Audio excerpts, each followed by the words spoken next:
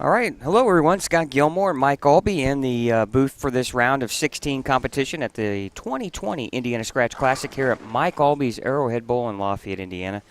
And I want to thank our sponsors real quick before we get underway here. We want to thank Motive Bowling. We want to also thank Pinheads, Big Four Sox, Mike Aulby's Arrowhead Bowl, and Anderson-Madison County Visitors Bureau for their contributions to make this broadcast possible here on Savage Bowling TV. And Mike, welcome back. I know Chad was in the booth with you as I tried to bowl, and it didn't work out so well. But anyway, not today. You bowled pretty solid yesterday. Yeah, I did for the most part. But I'm glad to be back up here with you, and on a strange day. Not only with all the obviously the COVID things and the social distancing that we're doing as players as well, but extremely warm this afternoon. Yeah, I mean, I think we're looking for records out there. I mean, you can tell it's sunny and 70s and maybe 80s. Who knows? Here in Indiana in November. Yeah. Most people would probably say it's 2020. What would they call that? Indian summer? Is that? Yeah, I think we're well into that. Yeah, right. Yeah. After this, it looks like it's pretty well gonna stay in the 50s for a little while, but then obviously you know what's coming. Yeah. But you're a hockey guy, so you don't mind that cold weather, do you? No, but I can use the sun. I like that. Oh, well, right now, let's see what we have here on our we're going to be able to see lanes 9 through roughly 15 or so. We also have Zach Tackett, Matt Sanders, Jeff Grego, Scott Johnson, Simon Moat, and it could be Moti or Mo. We apologize for any. We don't get these pronunciations ahead of time. Are on our featured pairs here. You'll see E.J. Tackett off to your left here. He's on 9 and 10. He's going to be coming to the foul line off to your left here. Right there he is. And he steamrolled everybody in the last round. Oh. Well, that looked like a 4 count, and it was. Yeah, that ball broke loose pretty early. The thing for E.J., he got so comfortable, and it looked like he was just bowling practice round, throwing. Well, he's so effortless. When he throws the ball, very, very smooth and doesn't overhit and just. But boy, he gets maximum power. Matt Sanders there on lane 13 with the 2.478 conversion. That's something as a player you don't want to shoot too often, especially on these hard patterns. Yeah, you can slide by that and leave that 8 many different ways. Well, as the pros will tell you, that's the toughest spare on tour. A lot of power here in front of us that we're watching. Well, Simon here's a two-hander. From the previous round, E.J. Tackett, Gene Perez, Jeff Mann all bowled well. Huge gap between E.J. and second place Jeff Mann, and then an even larger gap from first to third. 88 pins, that's a lot. That is a lot in 2 games. Absolutely. 2-game rounds. So, that everybody's fortunate that we drop pins and start over this round. So all but EJ. Yeah, exactly. Yeah. Well, the squad leaders yesterday, Zach Tackett and I believe, who else was our Matt. squad? Matt. Yes, Matt Sanders, and then Jeff Grego. They all received a first-round bye. Jeff led the morning squad this morning at 888. Boy, Matt Sanders just rolled him over yesterday. He was 200, plus 200 for his 4-game qualifying squad, which is not unusual. That kid has bowled well in your center, Mike. He's very unassuming. You just watch him, and you wouldn't know whether it was 150 or 250. He just goes about his business and just knocks him down. Well, and I think you as a longtime player, it's probably something that you try to teach and train yourself. You don't want to have too many too highs and too lows. You got to stay even keeled. And that's only earned by experience. You go through events and you find the peaks and valleys, and then you realize at some point that you've got to just mentally, once it's out of your hand, it's history. You can't change it. So, and once you learn that, then you become much more consistent on the higher end. You can be, win a tournament, don't cash. Don't cash, win a tournament. When you start to realize what that means, then it becomes win a tournament, make the finals, cash, make the finals, win. Then it becomes a much more solid and consistent route for you. Well, we were way down on the high end of the house, and now all of a sudden they've shifted down between lanes 9 and 16, and it'll be interesting to see what the scoring pace changes to. As you know, Mike, the house is going to score differently when you're in front Sure. of the counter, or if you're down on one end of the house. And it'll be interesting to see what the scoring pace will be, because it was low for the most part in round number 1. Yeah, I think it's, it looks like shot making is very important. I mean, but carry is hugely important as well. It looks like for the guys who actually were up the top, Jeff Mann and EJ, I mean, they obviously bowled really well, but they carried very well, where I watched Mark Sullivan a game, and, Mark shoots, last game, whatever he shot this last round. He only missed by, I believe, a few pins, but he had, 2 or 3 solid 10s, and then you try to fit one in there to carry, and it goes high. So that you got to make sure you keep your arm swing loose and give it every opportunity to strike. When you start trying to fit it to make it strike, that's when those bad shots, sneak up on you. Well, and it's so important to get off to a great start. I mean, if you look at John Riffle, he started last round with 230, and he got on the pair. He bowled on the same pairs that I did bowl with me. And we go to the next pair, and it was so much different, and he struggled, and he shoots 150, and before you know it, he's out. Yeah, I mean, sometimes when you throw those shots and there's no warm-ups to the next pair, I mean, you start getting 1 or 2 opens, and then it becomes very difficult. You start pressing a little bit, and you start trying to fit it. You start trying to fit it, and then you're going to have, that's when you pay the big fours and the big prices, that cost you a lot. Well, Jeff Circle was nice enough. Of course, he takes care of us all the time. Jeff does a great job, him and his staff. Yes. Yeah, Jeff does a phenomenal job as a tournament director for these events. And Chris Safarth on 9 and 10, Chris Safarth, Jimmy Cook, Danny Clark, EJ Tackett, 11 and 12, Zachary Cook, Zach Newman, Simon Moat, Zach Tackett, a lot of Zachs. On 13 and 14, Scott. And Tackett's. Yeah, absolutely. Scott Johnson, Matt Sanders, Jeff Grego, Ben Caldwell. And on 15 and 16, we have Brent Boho, Gene Perez, Hunter Glaze, and Jeff Mann. But regardless, a really solid top 16. No, Chad and I were talking about that earlier, too, just even the whole field. I mean, there was a lot of great players out there today, and a lot of power, but a lot of great players who have some pretty good credentials. We even saw a big 4 picked up on the last round. Oh, I missed that. Yeah, See, unbelievable. When you're bowling, you miss a lot of cool stuff. It was picked up like you think. Ball into the 6-10, something comes around, and the 7 falls into the 4. Yeah, was it, this one game, I don't know if it was my second game, I left a light pocket 7-9, and I bounced the 7-pin out, and it was probably like maybe 6 or 7 inches from getting to the 9-pin, and I thought I'd have preferred it just laid in the chin. Yeah, Don't quit on me now. Yeah, a little more tease, yeah. Want to thank everyone for tuning in this afternoon on such a wonderful day of weather. We appreciate your time and watching all the action here at the Indiana Scratch Classic. We'll be back in Anderson just a few days, 6-7 days from now. We'll be in Anderson at Championship Lanes for the 2020 Indiana Queens Championship. Mike, I know you'll be with us there again, and we'll see some of the top ladies in the state in action. Yeah, looking forward to that. Because I think Chad and I talked about, we were kind of looking forward to that back in March, but that's kind of when it all shut down, wasn't it? Yeah, and and who would have guessed what's happened between now and then? Yeah. It's been some ride for the people of the United States, yes. That's for sure. Yeah. And it's taken a lot of patience and understanding from everyone. And that, it's hard. Yeah, it's hard. The mask situation, I'll do whatever it takes. And you just got to be more patient. Yeah. And understanding. And if you are that way, things will be a lot easier.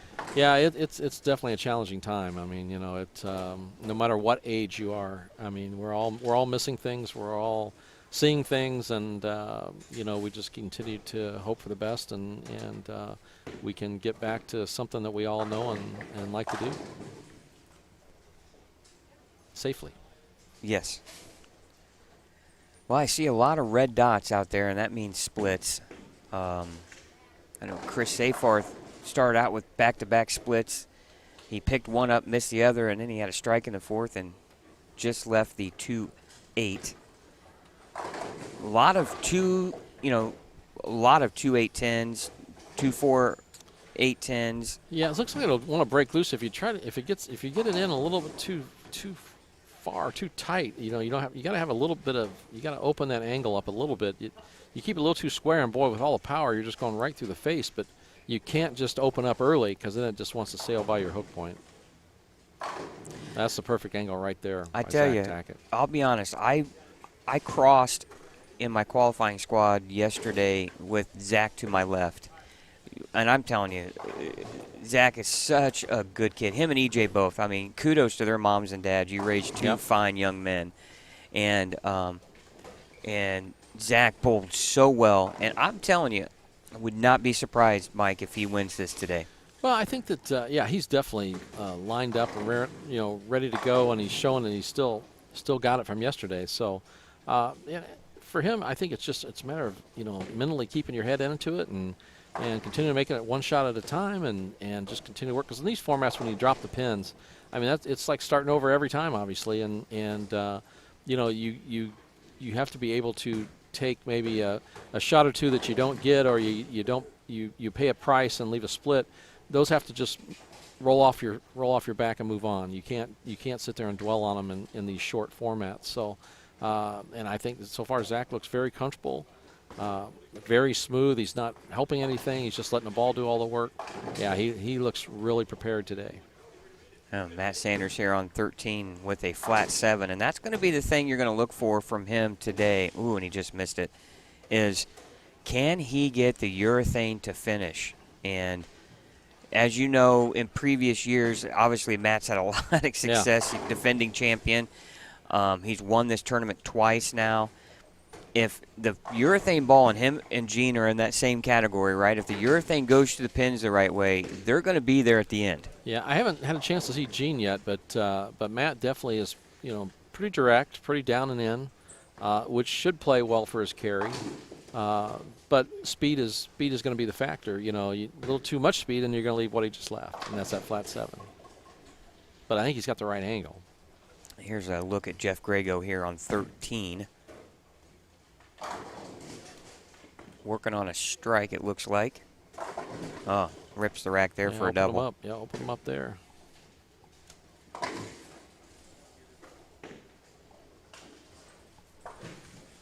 Not a lot of, really kind of quiet. You can kind of get an idea that they're grinding away out there, right? Mm-hmm. Yeah, not many running out shots. I mean, you just don't see that yet. Zach Tackett here on 11 has the front 5. And, boy, if you can come out of the gates like EJ did and shoot 260, boy, that really loosens the arm swing, especially when you look up and the cut score is -14 and you got 80 pins to the good. Yeah, when you're close, those things can definitely catch up with you. Jimmy Cook with a strike there off to the left. Not sure what Jimmy has. We'll take a look. Looks like he's got just a strike working in the 6th. Wow, beautiful. Another great shot from Zach. Now look at EJ Tackett here. Spare working. The thing about EJ, for one, he's a tremendous individual. I mean, a guy his talent and ability, he's willing to talk and with anyone, which I think is great for the game, great for him and his sponsors and endorsements. But the other thing, too, is if he throws an open, he's not too worried. Yeah. Some bowlers have a tendency to get a little tight, force things, and he knows strikes are coming. Well, he's got that confidence. I mean, and that's what it's all about. I mean, just because you have the physical game, you have to have the mental game to go along that has that confidence that gives you that no fear. And he has that, obviously. I mean, he's in the competition all the time. He's never really out of it. So, but yeah, he's the full package. He's like you said, he's a great guy and a great representative of Indiana as well as the tour and bowling in general. We're going to switch back over here to Zach Tackett with the front 6 here on 11 and 12. If we have the other camera, you can see him off, but this gives you a look right behind the lane. And the key today, too, Mike, it's just you just got to fill frames. You're going to throw some strikes, but you just can't assume you're going to throw a 4 or 5 bagger. That looks right. He caught that one, too. Oh, and he leaves the 4, 6, 10. Yeah, he gave that one a little extra turn, I think. And he's looking at back-to-back opens. Now here's Zach Tackett. He's going to step in front. Oh, stone 4. 9. Yep. Is that a 9-pin? Yep. Yeah. He got that one in a little bit. That was he left a few 9-pins yesterday. He also had the front 10, 4th game. Well, the amount of revolutions, the amount of angle that they, that EJ and him both create. I mean, they're going to leave a lot of that 9 stuff, Yeah. solid 9s. There's the ball's another one just, right there. Yeah, just dead driving through the pins. I will expect some higher scoring. EJ with a nice cover there. Look like the 3, 4, 6, 7.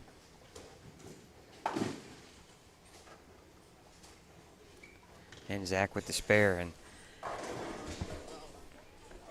of course, when you're changing pairs after one game, I mean, you get, what, about 10 minutes of practice before the round starts, Yeah. so you can kind of groom a pair in a little bit, right? Yeah, you should be able to have a good idea and how to create it and know what to do. But like you said, that next pair, depending on how they broke it in for you, I mean, you could have all sorts of fun getting started. Yeah, you can also go to a pair where some guys do urethane, and all of a sudden it's really ugly. Yeah. Jeff Grego with a wrap 10. Yep. Matt Sanders is struggling a little bit here, and really EJ's not off to a great start. 95 in the 6th with a spare in the 7th. So if he were to strike out, he's only looking at 205 starts, so he's going to have some work to do here. And, he got lucky. Almost left the 4-6. That ball picked up quick. Yeah, it started to roll way too soon.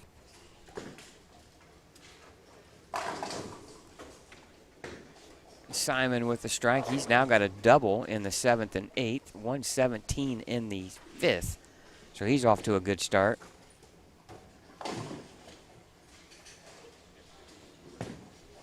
A lot of people ask me, my opinion on what makes a top touring pro so good.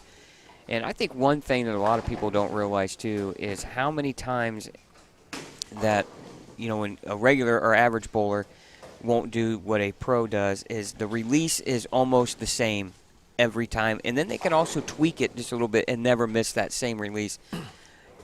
Even for a player like myself who doesn't practice that much anymore, I mean, I could throw a game and maybe throw it different at the release point maybe 5 times. And that being able to throw the ball the same way out of the hand is a huge advantage to a guy that's really good. It is, and like we talked about EJ, I think it comes the physical talent obviously, but then it becomes the fact that the knowledge that the integrity you had in your release for one, but also the confidence that you can throw it. Mm-hmm. And not only that, in your bag, you may have 10 bowling balls.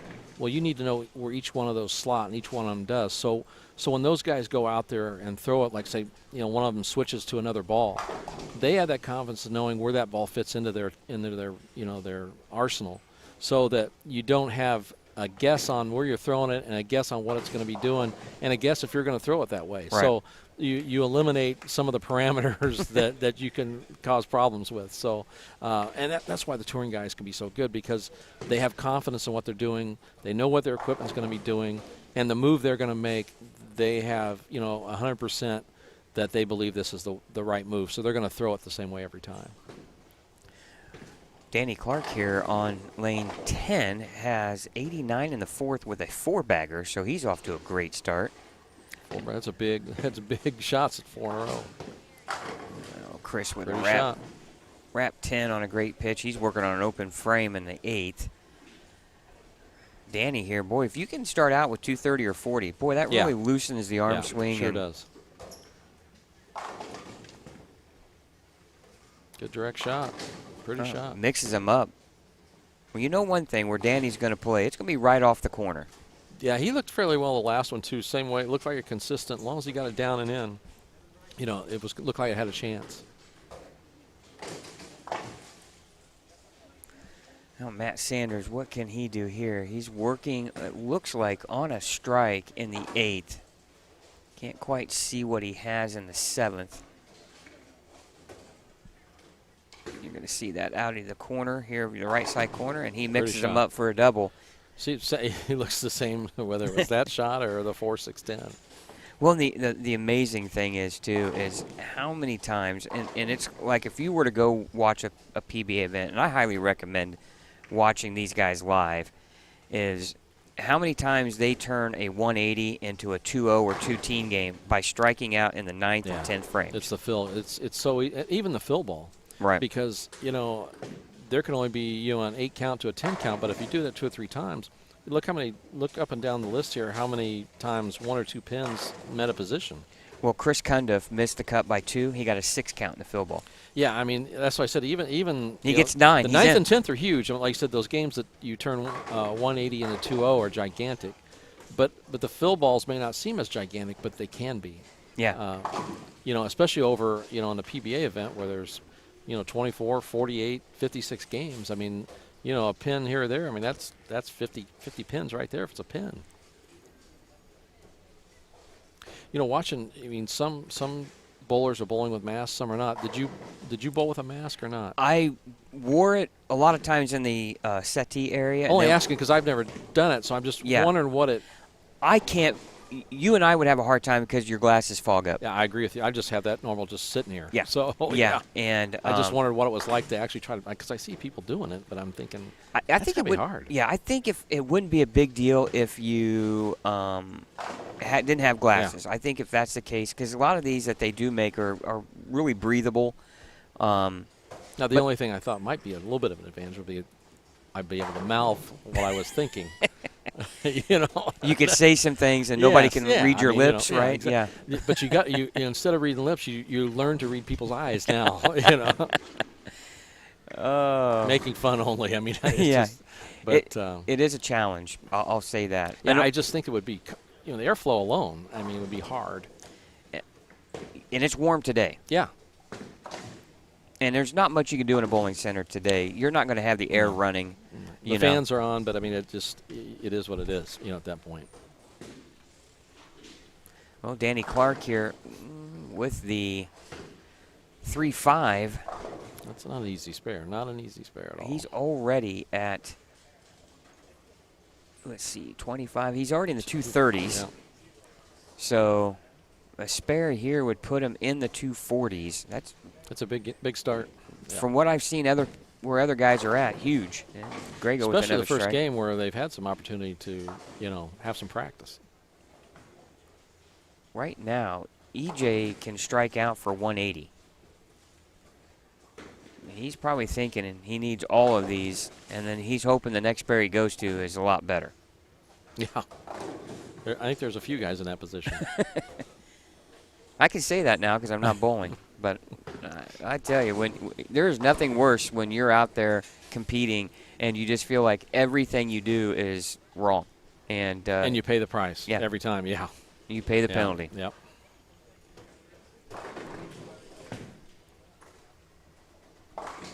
You know, as you can tell, some of the guys are even hitting the pocket, but the angle's not there to strike. And Danny Clark with a 247 start. And that's good start. Very good start. I believe a couple years ago when Gene Perez won in 18, I believe Danny Clark was in the Final Four. So Danny's had some success here in this center and in this event. Now Jimmy Cook with a spare in the 9th, 154 in the 8th. So he could shoot 2-0 start. There's one. And it's amazing how many times those guys just know how to fill frames. Yeah.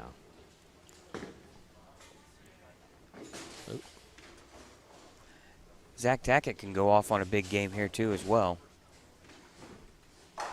He could strike out he'd be in the 250s. Now here's a big shot from Matt Sanders, who's got a 3-bagger. Good. Another good shot. Yep, good speed. No, he's going to salvage possibly a 2-0 start, you know. Yeah, ball just that one especially good speed, good turn, but you see it just start itself up a little earlier and just smooth right to the pocket. Wow, good power, good shot. Yeah, there's something about Zach. Zach, you know, we had a nice conversation yesterday, and you know, I told Zach, I said, your time is coming. Just continue to work hard, be patient.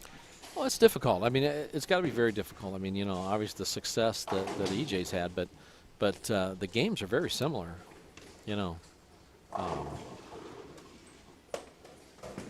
And so much of it. Here's EJ.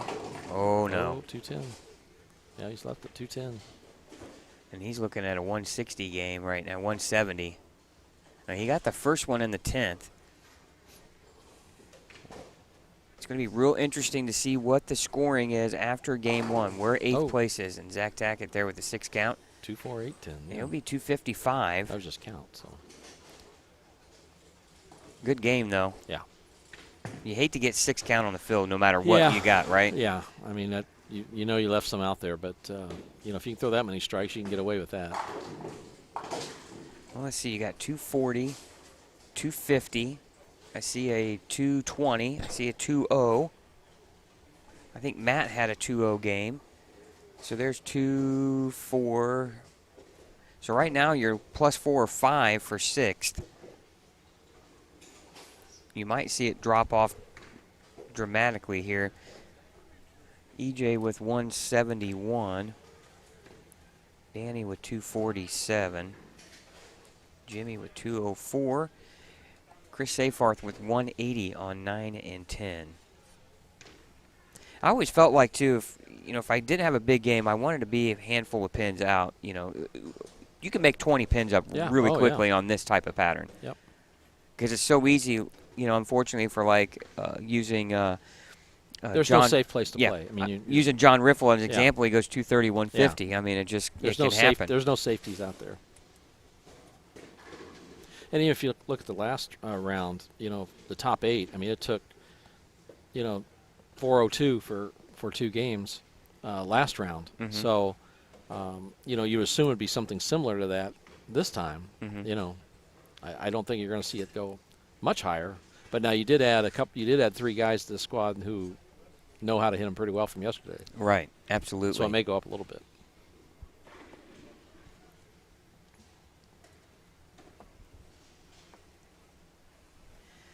So now we're going to have Brent Boho on.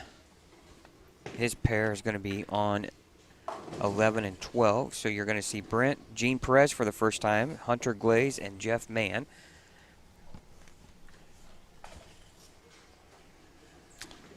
And there's a tough first shot.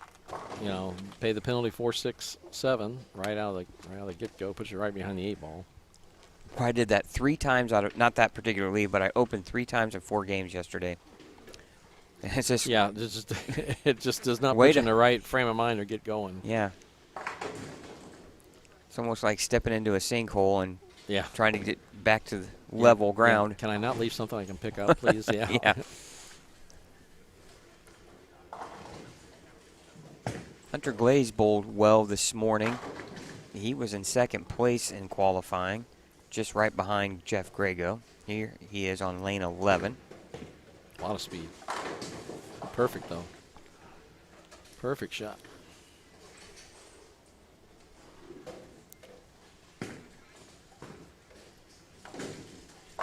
Now Danny Clark's going to be on 13 and 14. Here's Gene Perez on lane 12. Nice shot. Would have been interesting to see if he would have had to bowl on 13 with Matt Sanders on that pair previously with Urethane. I'm not sure if that would have made a big difference or not. Well, you have the concern that you might have to start moving in, and you're going to have oil in the back end, and then you're not going to be able to bring it back around. Nice shot, Jeff Mann. He's one of the strongest young players around, not just in Indiana either. I mean, he just is a great player. Well, he really made a name for himself when he won junior gold a few years back, and out of West Lafayette. Great parents. Yeah. Very Mike good and family. Gaynell, a great family, and Sarah too as well, his sister. And you're going to hear that name for a while around this area. Here's an interesting style in Brent Boho. He actually turns the ball a little bit in his hands. Yeah, it's not the true look that I was expecting for when I saw it. Obviously, he's bowled well enough to get here this far, so he's got something figured out pretty well. You know, whatever you do, you know, if you can perfect whatever your style is, you have to be able to make adjustments off of it. That's the key. Right. If you're consistent enough with how you throw it and you can make the right adjustments, you can whatever it takes to get it down the lane. I mean, nobody's teaching kids how to golf like Jim Furyk, right? Yeah. Nobody would teach you how to bowl like, Ron Williams back in the day? Remember his unique style? Yeah. One of my roommates. Yeah. Ooh. 2-pin. He does not have a very good look right now. EJ doesn't. Yeah, he doesn't look very comfortable at this point, but all it takes is one shot that sends the message to what you need, and then he'll have it figured out. Yeah, you'd watch Ron Williams bowl, and you're thinking, how does this guy do anything? I mean, he's a U.S. Open champion. Yeah, yeah. And, you know, I mean, it's like for me when I would watch my brother-in-law Steve Cook bowl or John Gant bowl, who had so much power, I couldn't, because then I'd find myself trying to hook it as much as they did or hit it as much as they did, and so I just would not watch. I just didn't need to see that, because subconsciously you start trying to do the same thing they're doing and puts you in trouble. You got to stick with your game. That's what you got to do. I tell myself that every time I go to play golf. Yeah. Well, I know how it is. Yeah, you try to grab a little extra at the bottom, and, man, can't do it. It's the worst thing that ever happened. All right, scores from Jeff. Well, right now, top 8 is we got a tie. Jimmy Cook and Scott Johnson at +4. Wow. So EJ's got some work to do. He's 33 pins out of the cut right now. Yeah, it's going to take some strikes, a few strikes anyway, to get him in there. So you got Zach Tackett at 255, +55. Danny Clark +47. Gene Perez +46. Oh, wow. Hunter Glaze at +32. Brent Boho +14. Zach Newman +6. Simon Mote at +5. And then Jimmy Cook, Scott Johnson in 8th and 9th. In a tie for 8th, essentially, at +4. Matt Sanders +3. Ben Caldwell even. Jeff Grego -6. Jeff Mann -12. And then Chris Seyfarth -20. EJ Tackett -29. And Zach Cook we got some -59. strong players below that number. Darn right. Jeff Grego, Jeff Mann, and EJ Tackett all the way down there. And I tell you what, don't overlook Chris Seyfarth. No, he was in the final. He's in the Final Four last year. Yeah, absolutely. I put him in that list for sure. Absolutely. Yeah. I've said it for a long, long time. Has one of the best physical games I've ever had a chance to watch. And well, I know from doing these with you the last few years, that's why I saw that name, and I knew, because I know how highly you spoke of, and I remember him from some of the events, that, yeah, he's got the tools. Now it's going to be who can make the fastest adjustments. Well, this is where mentally, you know, I mean, if you're around that number, you're thinking, oh gosh, I just got to fill frames. Well, you know how that goes. You need 8 and you get 7 every time. So you gotta be prepared to throw some strikes. And we're going to get a look here at Matt Sanders, who started off with a strike in his first frame. We're definitely going to have to keep an eye on EJ, who you would have never said that he would go from first to second to last in one round, right? Yeah. He totally dominated round number 1.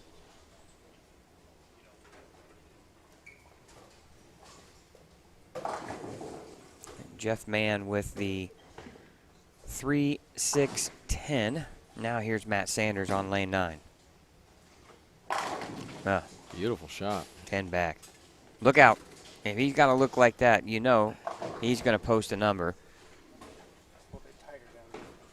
Yeah, 9 and 10 will be tighter than the rest of the Great Point Chad. Yeah, he was a little bit more direct on that one. Yeah, 9 and 10 will be a little tighter than 11 on down. Scott Johnson there on lane 10 with the strike.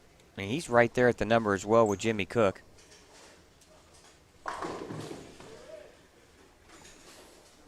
Danny Clark with the strike down there.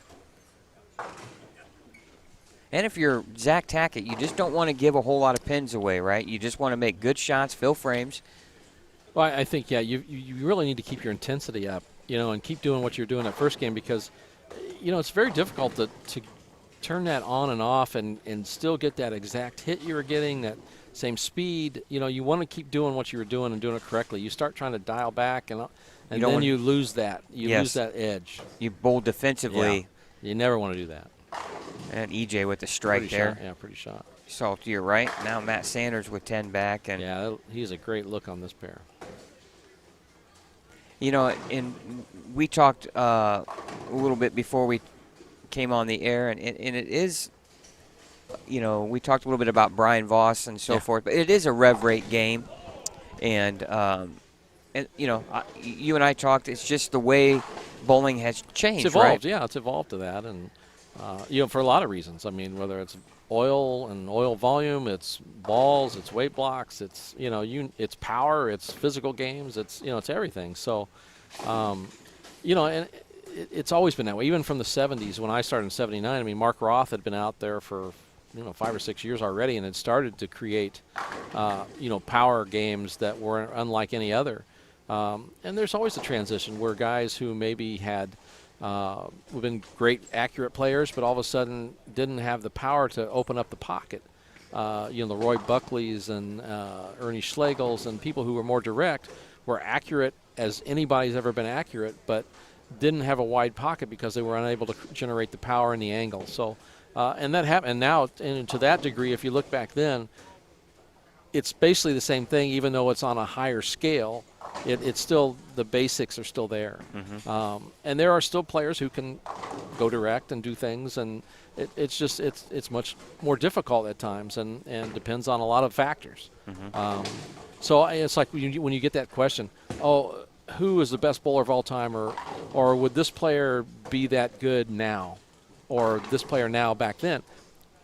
I always view it as yes, and all those things. They would be as good then because they've shown that they've been able to adapt, and they would have adapted to whatever's thrown in front of them. And so I would never detract from anyone who had any kind of talent in any of the different decades.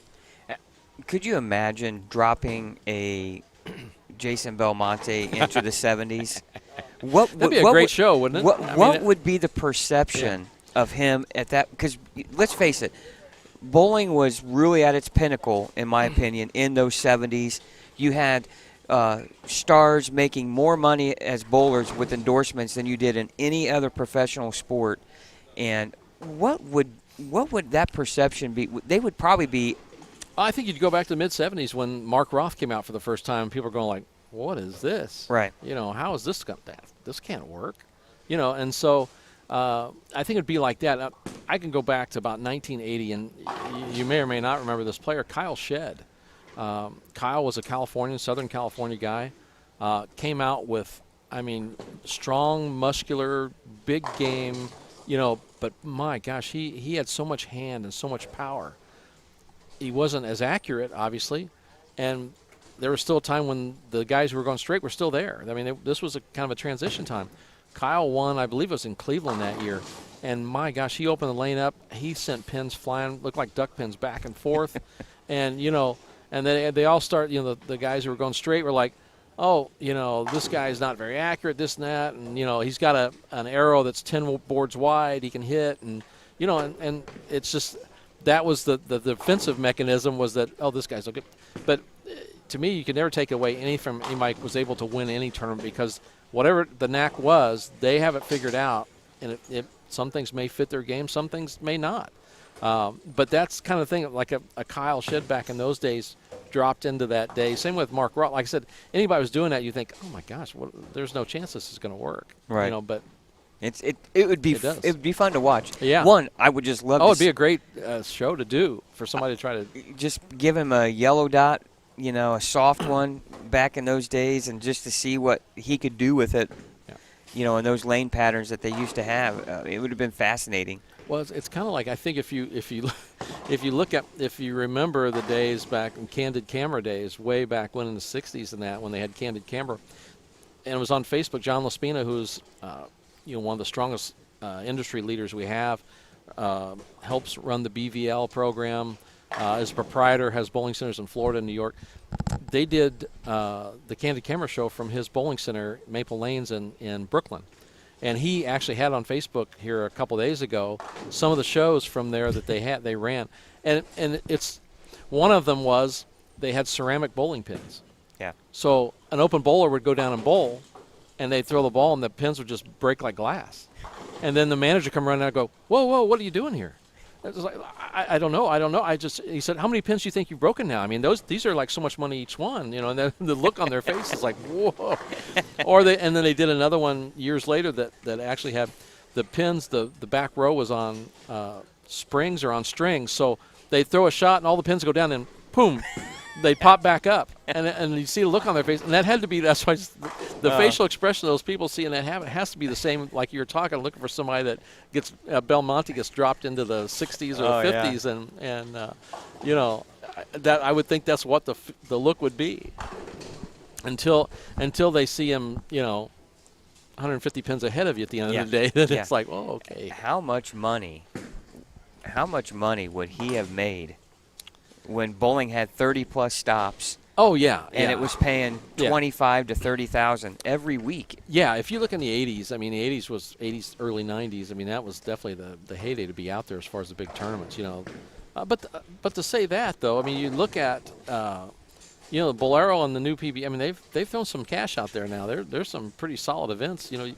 Not like winning $100,000 and only beating a handful of guys. Now, the handful of guys are obviously the top players in the world, but yeah, and that's probably only.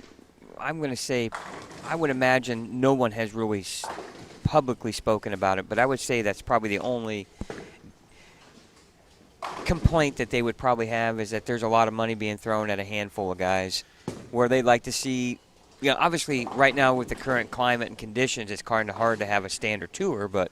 Well, even if you look at, let's say, like the 80s and 90s back then, I mean, the PBA tried to be somewhat. Now, a lot of people won't agree with this, but they tried to be as fair as they could to everybody, and to the detriment of possibly, the tour becoming bigger than it could have been. So they got all the ABC television money, and they spread it out over all the tours. The summer tour and the fall tour. So instead of having events in the winter tour 16 weeks that were worth, $50,000 to $60,000, they had them worth 30 and 35 because the rest of that money got pushed into the summer. So now you had a summer tour event, instead of being 10, it was now 25. So they did it to protect the summer tour and so the guys had a year-round tour where, nowadays, if you look back to, like you said, there was only a handful of people who have been able to take advantage of what was on the tour nowadays. But a lot of that is COVID related as well because, obviously the guys outside the U.S. couldn't get back or, they were made for TV events. So, which is great for bowling and great for the people who are involved in it. It's difficult for the rest of them who are trying to make a living, for sure. Yeah, what's the perfect solution? I would think guys would be satisfied with a November to April tour, wouldn't you think? 2, 4, maybe 6 months and then have a break, and then they could do their novelty, tour finals, their team tournaments, and their team competition, maybe. Yeah, you have to make sure there's things that they can go do. Right. I mean, last thing you want to do is have them 2 or 3 months out of a 12-month calendar. Right. And the other thing you worry about is going from, a 2020 to cross the date line and get into 2021, and it's all 1 year. Is it confusing? And the other thing, too, is, at least back in the older days, you had to worry about keeping your spot in TV, Right. So if we told ESPN, we don't really need those extra 10 weeks in the summer, and they go away because, the bowling industry looks for, as a proprietor in that, you're looking for an advertisement year-round rather than just a smaller time frame. So it's all different. I mean, like I said, I'm not sure there's a right or wrong way to go about. I mean, there's some more advantageous and some better than others for sure. But the other thing too is, the the PBA also has to worry about, they need membership. And as proprietors now, we need people who want to be members and want to practice and want to do these things.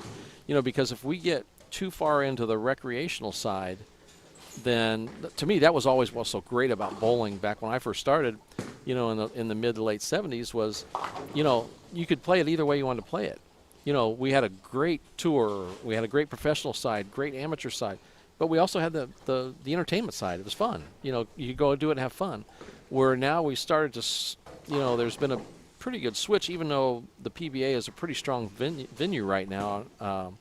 It seems like the pendulum has swung more to the entertainment side. Right. Because the places we bowl in, it's just, they're family entertainment centers. It's changed a lot. Gene Perez right there to your right. Let's just let the stone 8-pin on 12. He's left a few flat kind of 7-pins here. We're about halfway through game number 2 here. Hunter Glaze just missed for the first time in the game with a 10-pin. He had the front 6. Guys right in front of us. Matt Sanders started out quick, and he went 9 spare in the 5th, it looks like, Mike, or in the 6th. Looks like maybe 6 frame, a strike in the 7th. So he's off to a good start here in game number 2.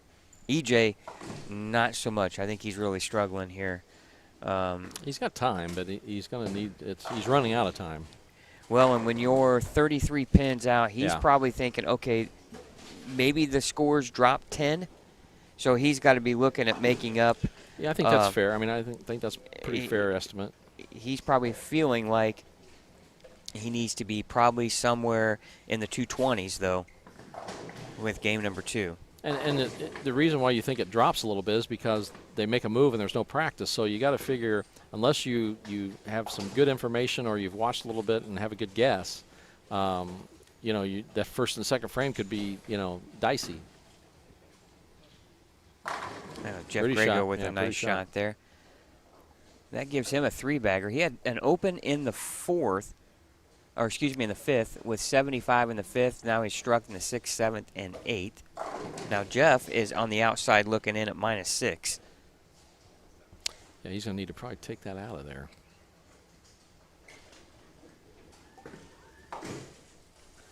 Jeff Mann with the spare there. Remember, he is on the outside too at -12. Not exactly sure. Some of these backgrounds they put on the back of the scoring is hard to see the scoring. From a distance, yeah, for from sure. Absolutely.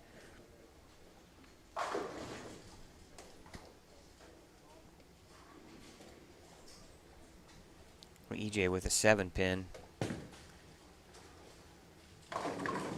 And when you're EJ Tackett, you come into these things with full expectation of being there at the very end, if not winning.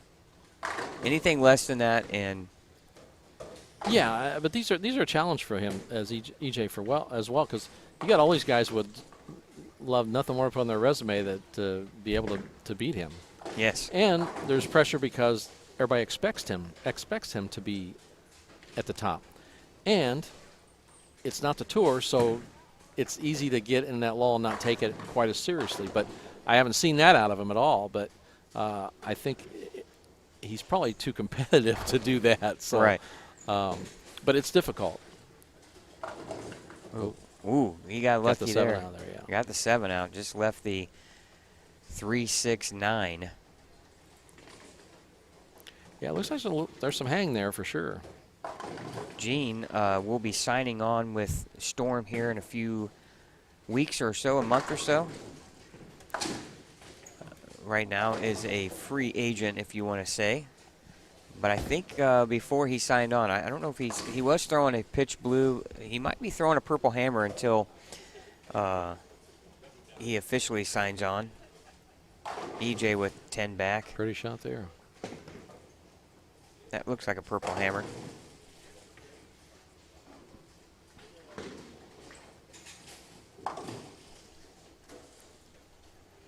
I can't quite see EJ scoring to get an idea where he's at.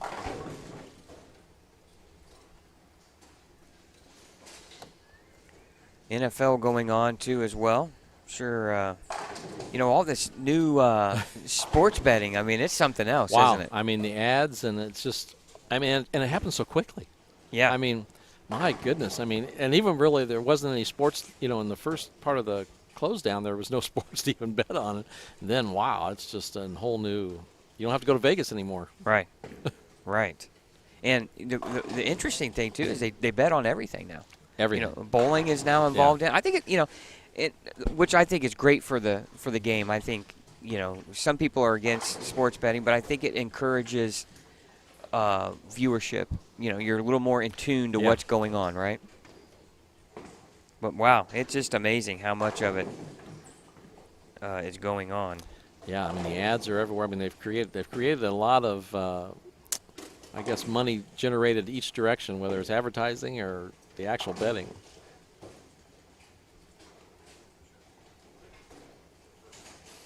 And it's not just will you win or lose. There's so many other things you can bet on. Well, and then Notre Dame knocking off Clemson last night. That was a fun game to watch. I didn't get to see the end of it. I had to get up too early. Chad said to be here at 7, and I couldn't even do that. I was going up and down New 231 here in Indiana as I kept forgetting stuff at the house and had to go back and luckily we're pretty good at putting this stuff together now. It doesn't take as long as it used to. And of course, Mike, your center here has this phenomenal setup for us here behind the tournament. Yeah, Scott Devers and Rube. Yeah, they know what to do. Yes. We're perched way up above. Yeah, it's a great angle. Yeah, it's a great angle. It's a great vantage point, isn't it? Well, I'm not sure where EJ is at score-wise, but I would have to imagine this is a must-strike right here for him.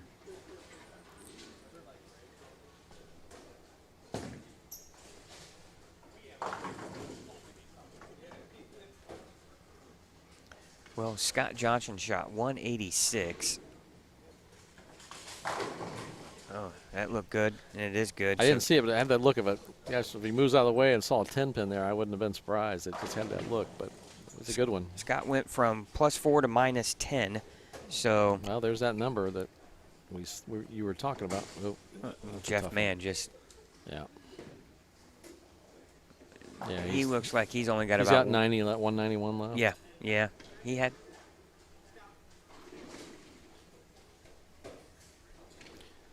Chad authorizing re-racks, is he? Well, they were asking us. I just shake my head. Yeah, you get 2 a game as far as I know, right? I don't see anything wrong with that, Jimmy. I didn't know he's a term director too.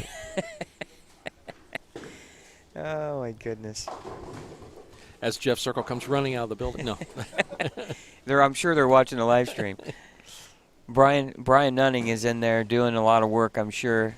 I don't know if he's paying attention to us or not, but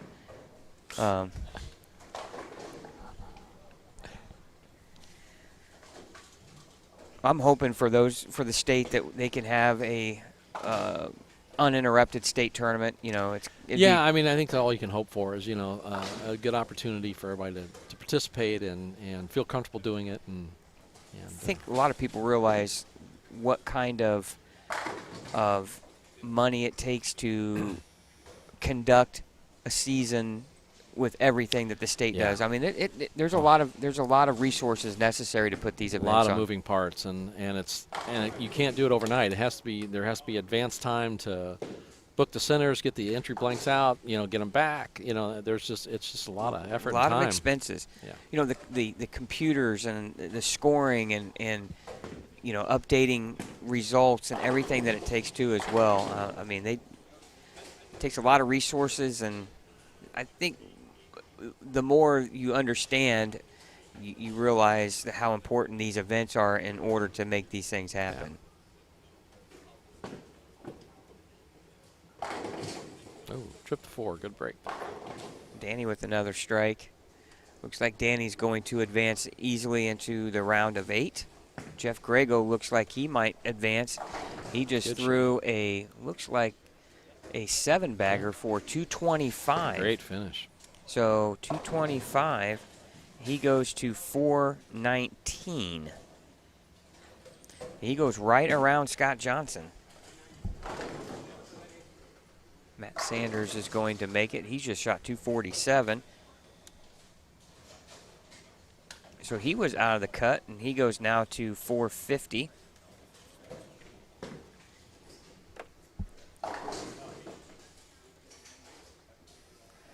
Looks like Brent Boho's tournament's going to. Ooh, he shot looks like he only shot 170. It looks like he's going to be in. Quite make it out. Looks like 172. If that's the case, he's going to be somewhere around 486. It's going to put him minus 14. That could be out. Gene Perez can strike out for 214. This is important to get a mark here. He can't carry it. He's still going to be in the 190s with the spare. I don't like his ball reaction very much, though, do you? Yeah, I mean, he's getting the pocket, but it just doesn't have the right angle to get the sevens, or he's just leaving something every time. I mean, move. Ben Caldwell with a stone 9. And Jeffrey is going to open in the 10th for. He'll be in the 160s. So he's going to. Jeff Mann is going to be out. I think Chris Seyfarth is going to be out too as well. Here's Jimmy Cook. Jimmy opened in the 9th, it looks like. Mike, I don't know what he's got. Yeah, that's a tough angle for us from here. Yeah. And EJ, he is working on a double. Looks like he does have an open frame in the game of a split. We'll see by his reaction if he. And 10 pin. Yeah. Fortunate to get just a 10 pin, but I have a feeling that he's going to be on the outside looking in too as well. It just shows you how. I mean, you have probably one of the most talented players in the world.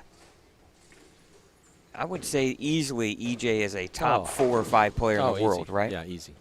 And which says a lot. Well, formats, it's a smaller format. You drop the pins. I mean, all those are factors that levels the playing field for, talent to a degree.